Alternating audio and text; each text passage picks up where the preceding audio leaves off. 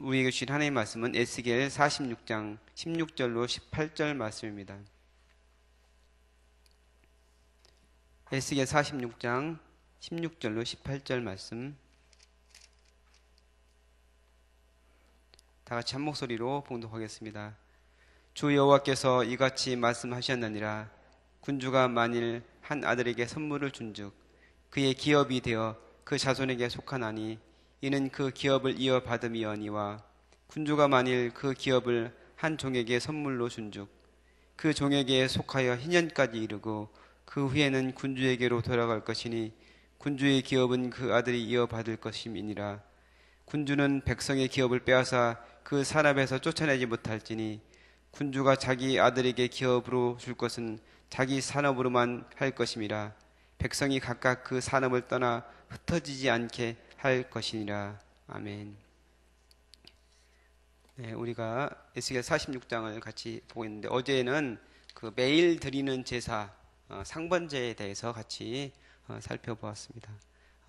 하나님께서 이스라엘 백성에게 새롭게 회복되는 예루살렘, 그 이스라엘 그 땅에서 그 성전에서 하나님 앞에 올려드리는 그 상번제는 매일 드리는 그 제사로 번제와 소제를 함께 드리는 것이다. 그래서 출애굽기에 나온 그 상번제와 비슷한 건데, 이제 출애굽기에 나오는 상번제는 아침 저녁으로 드렸는데 그 예루살렘에서 드리는 그 제사는 아침에만 드리는 그 상번제다. 근데 그 번제는 그 목숨을 드리는 것, 생명을 드리는 게 바로 번제고, 그 다음에 소제는 생활을 드리는 것이다. 어제 제가 말씀드렸습니다. 그래서 말씀과 기도로 주님을 깊이 만나고, 또한 삶의 자리에서 빛과 소금의 역할을 감당하는 것, 이것이 오늘날의 상번제의 개념이다. 이렇게 말씀을 드렸습니다. 오늘은 왕이 하나님께 받은 그 기업을 어떻게 해야 되느냐, 거기에 대한 그 규정을 같이 살펴보도록 하겠습니다. 왕과 백성 모두가 그 받은 기업을 보장받기 위한 그런 규례가 오늘 나와 있습니다. 그래서 이스라엘은 그 땅을 받았는데, 그게 이제 하나님께 받은 그 땅인데, 그것이 그 후손들에게 세습이 되는데, 그것을 매매하거나 그렇게 하는 것이 아니고 그 후손들에게 세습을 하도록 그렇게 되어 있는 것이죠. 왕이 됐든 다른 사람이 되었든 백성은 다른 일반 백성이 되었든 그 받은 땅을 세습을 하는 것이다. 그러니까 모든 사람이 땅을 가지고 있는 것이죠. 이스라엘 사람들은. 그러니까 이스라엘 백성이 출애굽하여서 가나안 땅에 들어갈 때 여호수아가 각 지파의 그 인구에 따라서 땅을 분배를 하잖아요. 그래서 그 지파에서 인구가 많은 지파는 넓은 땅을 갖게 되고, 그 다음에 인구가 적은 지파는 면적이 좁은 땅을 받게 되었습니다. 그래서 이제 제비를 뽑는데 거기에 따라서 이렇게 분배를 해주죠. 그래서 각 지파별로, 그리고 가문별로, 가정별로 이제 땅을 분배하는 데 있어서 인구의 많고 적음에 따라서 땅을 이제 고르게 분배했습니다. 하나님께서 아브라함에게 그 땅에 대한 약속을 하죠. 이 땅을 내가 너와 내 자손에게 주리라, 이렇게 얘기하고, 근데 이제 정작 아브라함은 땅이 없어서 그 아내 사라가 죽게 되었을 때 막벨라 굴을 사서 거기에 아내를 이제 장례를 치르고, 하나님께서 이제 그것을 하나의 이정표로 주시면서 내 후손에게 이 땅을 주겠다, 이렇게 말씀을 하는 것이죠. 그래서 아브라함과 이삭과 야곱을 거치면서 계속해서 땅에 대한 비전을 주시는데, 야곱의 후손들이 애굽에서 이제 종살이를 하게 되잖아요. 그래서 430년을 거기서 종살이 하면서 천대받고 멸시받고 억압받는 그런 백성으로서 살아가는데, 거기서 출애굽을 하여서 약속의 땅으로 하나님께서 인도하시는데, 그 약속의 땅은 하나님께서 그 이스라엘 백성이 워낙 그 애굽에서 억압받고 천대받고 멸시받고 살아갔던 그 백성들이기 때문에 모든 사람들이 공평하게 살아가는 그런 나라, 평등하게 평화롭게 살아가는 그런 나라가 되기를 원하셨어요. 그래서 하나님께서 이스라엘 백성이 그 땅을 고르게, 모든 백성들이, 모든 사람들이 다 고르게 그 땅을 균동에게 다 받고 자기들이 기업을 삼아서 그것을 다른 사람들에게 주거나 하지 않고 그 땅을 가지고 있어야 된다. 이렇게 얘기를 했습니다. 그러니까 지계석이라는 걸 만들어서 가정과 가정, 그 땅을 소유하고 있는 사람과 다른 가정의 그 지계석, 경계를 알려주는 그 지계석을 만들어서 거기를 넘어가지 못하도록 하는 거예요. 이걸 넘어가는 것은 하나님 앞에 큰 죄, 이렇게 얘기를 해서 아무라도 그 누구라도 이것을 지계석으로 옮기거나 다른 사람의 땅을 넘보지 못하도록 그렇게 하였던 것이죠. 그래서 이스라엘 사람들은 땅이 하나님께서 주신 것으로 이건 땅의 원 소유주는 하나님이고 이스라엘 백성들은 하나님께서 여기를 쓰도록 이제 허락해 준 것이다. 빌려 쓴다는 그런 개념을 가지고 있었습니다. 그래서 땅은 절대로 다른 사람에게 준다든지 그걸 빼앗는다든지 하는 것은 안 되는 것이었죠. 근데 그 성경에서 가장 악한 왕, 그 아합 왕이라는 사람이 나오잖아요. 그 이스라엘 북이스라엘의 아합 왕이 가장 악한 왕으로 나오는데 그 아합 왕이 그 나봇이라는 사람이 가지고 있는 그 포도원을 갖고 싶어가지고 거의 막 그 몸살을 앓잖아요. 근데 그 이세벨 아합 왕의 아내 이세벨이 그것 때문에 뭘 그렇게 걱정하느냐 그래가지고 깡패들 시켜가지고 뺏어 주잖아요. 근데 이제 나중에 그거 뺏은 걸 좋다고 하는데 선지자가 그것 때문에 아합왕과 그 후손들이 완전히 망하게 될 것이다. 개가 너의 그 시체를 핥는 그런 아주 처참한 그런 일이 벌어질 것이다. 이렇게 이제 예언을 하게 되잖아요. 그러니까 하나님의 말씀을 어기고 하나님께서 만들어 주신 그 모든 공평한 땅의 분배와 그것을 빼앗지 못하는 그런 것을 범했기 때문에 그 아합 왕일지라도 거기에 대해서 이제 벌을 받게 된 것이죠. 그래서 하나님께서는 모든 이스라엘 백성들이 공평하고 정의로운 그런 나라에서 살아가는 것 이것을 원하셨어요. 모든 사람들이 평등하게 살아가는 것 이것을 하나님께서는 강하게 원하셨다는 것이죠. 그래서 이제 희년이라는 제도를 만들었잖아요. 오늘 여기에서도 이제 희년에 대해서 나오는데 분명히 이제 사람이기 때문에 시간이 지나면서 어떤 사람은 뭐 돈이 더 많아지고 경제적으로 부유해지는 사람이 있을 것이고 그렇지 못한 사람도 있게 될 것인데 그것 때문에 피치 못할 사정으로 땅을 이제 팔게 되는 경우가 있을지라도 희년이 되면은 그것은 원래 주인에게 돌려줘야 된다. 무조건 원래 주인에게 다시 돌려줘야 된다. 이것이 이제 이스라엘의 법이고 희년 법이잖아요. 그러니까 희년은 안식년이 7번 계속 한 그 다음에 그 77이 49, 50년 때 되는 해가 희년인데 희년이 되면은 모든 땅 아무리 그 땅을 다른 사람이 돈을 많이 주고 샀다고 하더라도 그 땅은 원래 주인에게 돌려줘야진다. 원래 주인에게 돌려줘야 된다. 이것이 이제 희년의 법입니다. 근데 이제 만약에 그 땅을 팔았는데 희년이 되기 전에도 다시 돌려받을 수 있는데 그것은 어떤 경우냐면은 그 가문 중에서 이 사람은 돈이 없어서 그것을 다시 살 수 있는 능력이 안 되지만 그 가문에서 돈이 있는 사람이 다시 사가지고 되사서 그 사람에게 다시 돌려줄 수 있어요. 이것은 이제 성경에서는 기업을 부른다고 이렇게 얘기하는데 룻기에 보면 그런 얘기가 나오죠. 예, 그래서 그런 경우는 미리 이제 희년이 되기 전에도 땅을 이렇게 다시 돌려받을 수 있는 그런 경우죠. 그리고 희년이 되면은 종되었던 사람도 해방되고 원래 다시 원상태로 이제 리셋이 되는 거예요. 그래서 모든 사람이 다시 공평하게 땅도 다 원래대로 돌아가고 평등하게 살아가는 그런 구조가 될 수 있도록 그러니까 이스라엘에만 있는 그런 아주 독특한 법인데 그 당시 이제 그 뭐 근동이라는 이런 데에도 전혀 이런 법은 있을 수가 없고 하나님께서 하나님을 왕으로 삼고 그 다음에 이 땅 하나님께서 주신 이 땅을 모든 사람들이 공평하게 평등하게 나눠 가지고 사는 그런 것이 바로 이제 그 이스라엘에 있는 그 희년을 통한 모든 사람들이 공평하게 살아가는 그런 제도라는 것이죠. 지금 우리가 살아가는 이 세상, 뭐 지금 자본주의 세계를 우리가 살아가는데 지금 우리가 생각하면 전혀 이해가 되지 않는 그런 법이잖아요. 모든 사람들이 땅을 고르게 나눠 어떻게 보면 공산주의 법 같기도 하고 막 이렇게 한데 지금 우리나라 총 인구의 1%의 사람들이 우리나라 땅의 절반을 소유하고 있다고 그래요. 그러니까 1% 사람들이 우리나라 전체 땅을 51.5%를 소유하고 있다고 그래요. 그러니까 그리고 5%의 사람들이 82.7%의 그 땅을 소유하고 있다고 그래요. 그러니까 아주 적은 사람들이 땅을 가지고 있다는 얘기죠. 근데 이제 이게 왜 문제가 되느냐면은 뭐 여러분도 잘 알다시피 땅을 가지고 있는 사람이 이제 거기서 나오는 그런 소득들, 땅을 통해서 갖게 되는 그런 여러 가지 그 경제적인 이득들을 가지고 부하게 된다는 데 문제가 있다는 것이죠. 그래서 경제가 발전하고 나라가 이제 점점 부강해지는데 그 부의 결과가 모든 사람들에게 가지 않고 일부 사람들에게 집중되는데 이제 문제가 있다는 거예요.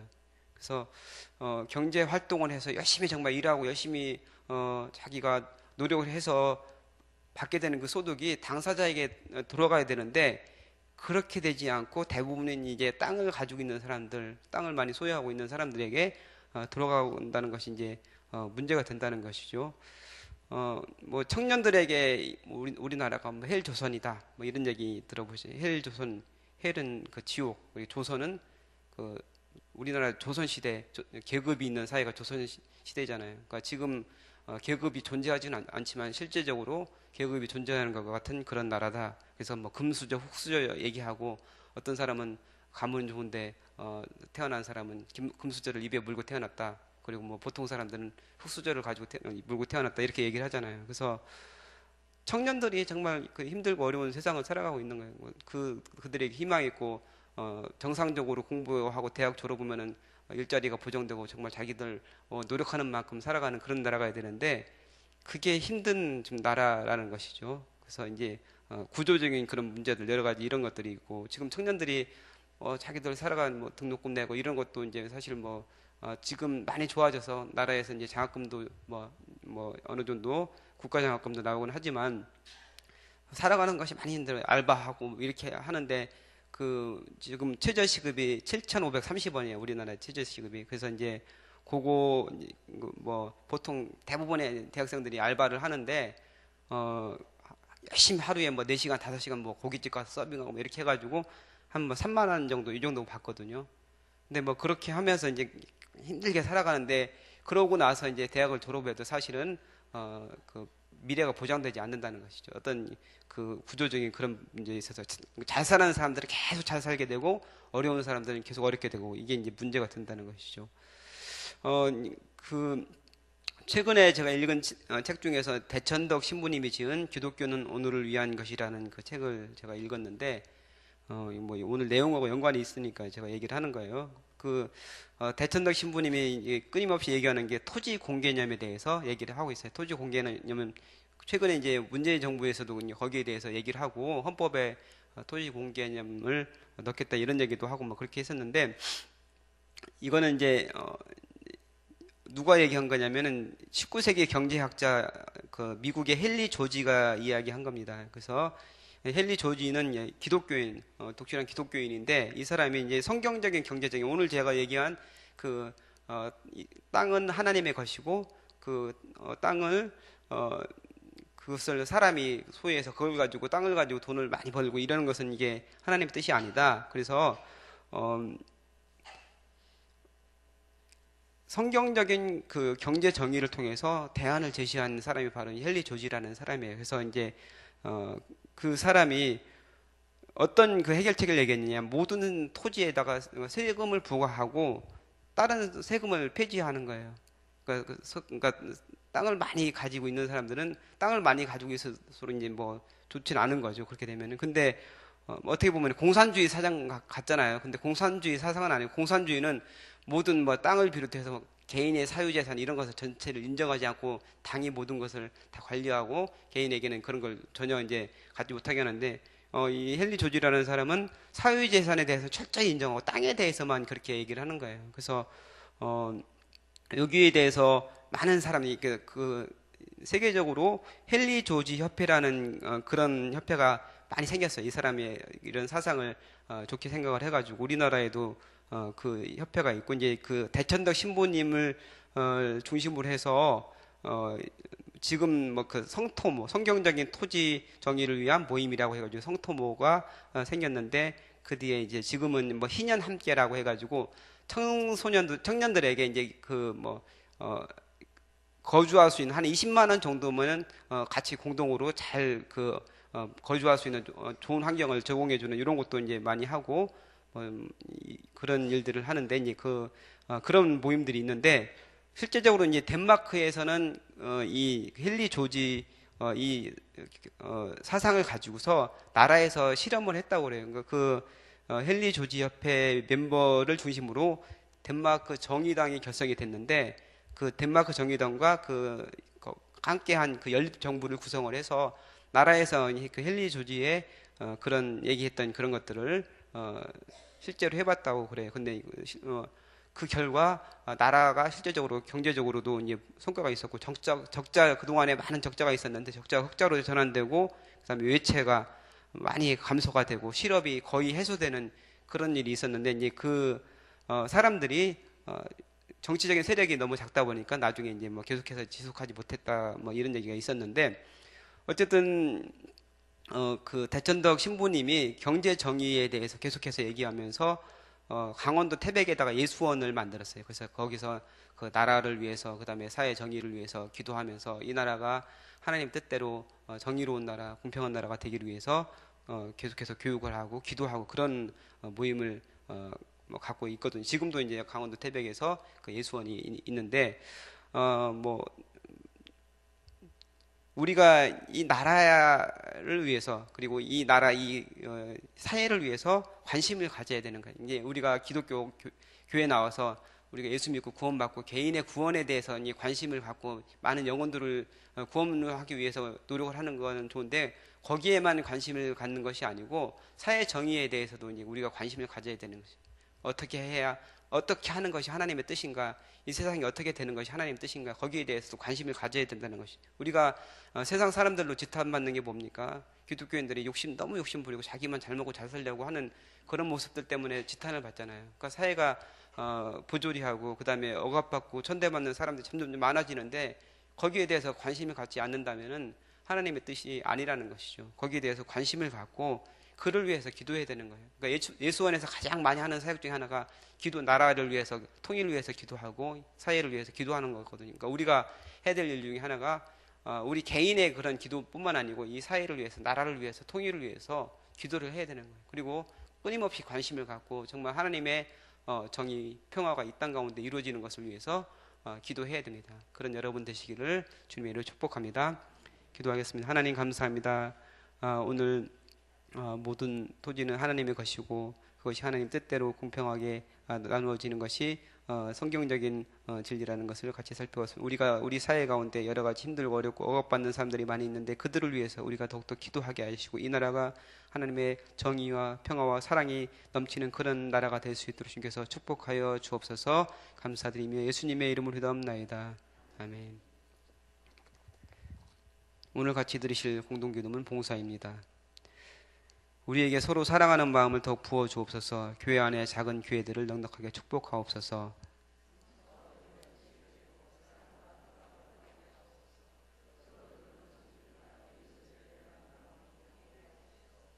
사회 약자를 끌어안는 신앙적 어머니 공동체, 소외된 계층을 돌아보는 사회적 희망의 공동체, 올바른 가치를 살아내는 정신적 공의의 공동체이게 하옵소서.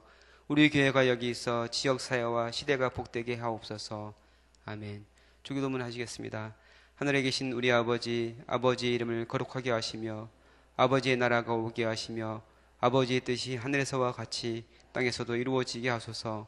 오늘 우리에게 일용할 양식을 주시고 우리가 우리에게 잘못한 사람을 용서하여 준 것 같이 우리 죄를 용서하여 주시고 우리를 시험에 빠지지 않게 하시고 악에서 구하소서. 나라와 권능과 영광이 영원히 아버지의 것입니다. 아멘. 기도 제목 나누겠습니다. 지금 들은 말씀이 내 삶으로 이어지게 하옵소서. 금요 기도회와 싱크 청년 금요 모임을 통해 세밀한 하나님의 음성을 듣게 하여 주옵소서. 우리 교회의 영적 리더들이 예수님의 마음을 품고 주님의 몸된 교회를 잘 섬기게 하옵소서. 시애틀 리노드에 세워진 로고스 라이프 교회 및 미션 센터를 축복하여 주옵소서.